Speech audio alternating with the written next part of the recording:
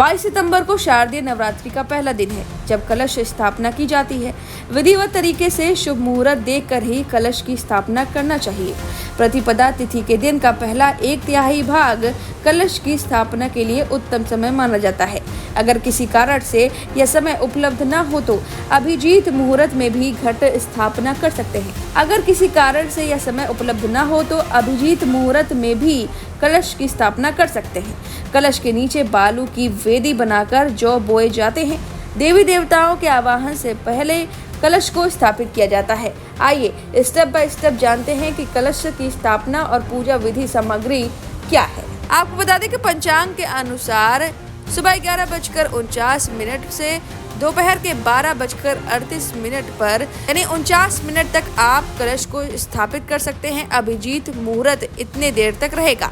इस दिन कन्या लग्न सुबह 6 बजे से लेकर अगले दिन 8 बजे तक लगा रहेगा। वहीं आपको बता दें कि कलश की स्थापना कैसे करनी है। सबसे पहले आपको मिट्टी का एक बड़ा पात्र लें, जिसका इस्तेमाल कलश स्थापित करने के लिए किया जाता है। गमले में मिट्टी की एक परत बिछाएं, अन्न के दानों को बिखेरें, मिट्टी की एक परत बिछाएं, पात्र के किनारे किनारे अन्न के दानों को रोपें। अब एक मिट्टी की तीसरी एवं अंतिम परत बिछाएं। आवश्यकता अनुसार जल डालें। स्टेप 2, अब कलश लें और उसके गले पर कलावा बांधने के बाद उसे गले तक गंगा जल से भर दें। कलश के जल में अक्षत, सिक्का, दुर्वा घास, इत्र और सुपारी डालें। अशोक या आम के पेड़ के 5 पत्तों को कलश के मुख पर रखें। अंत में उसे मिट्टी के छोटे पात्र में ढक दें।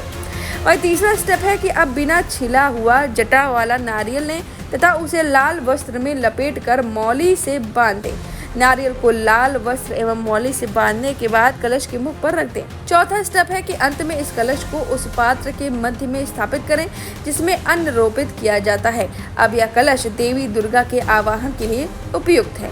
स्टेप 5 है कि माँ दुर्गा का आह्वान करते हुए उनसे पूजा स्वीकार करने की प्रार्थना करें। माता से 9 दिवसीय इस अनुष्ठान के समय कलश में निवास करने का अनुरोध करें।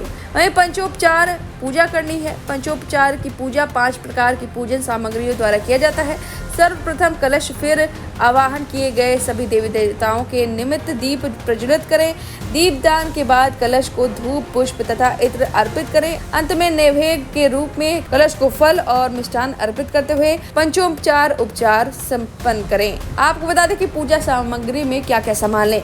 जौ लें, धूप लें, फूल लें, पान लें, फल लें, लौंग लें, दुर्वा लें, कपूर लें, अक्षत लें, सुपारी लें, कलश लें, कलावा लें, नारियल, इलायची, लाल चुनरी, लाल वस्त्र, पान के पत्ते, लाल चंदन, घी का दीपक, श्रृंगार का सामान। अब इस खबर पर आपकी जो भी राय है हमें कमेंट करके जरूर बताएं।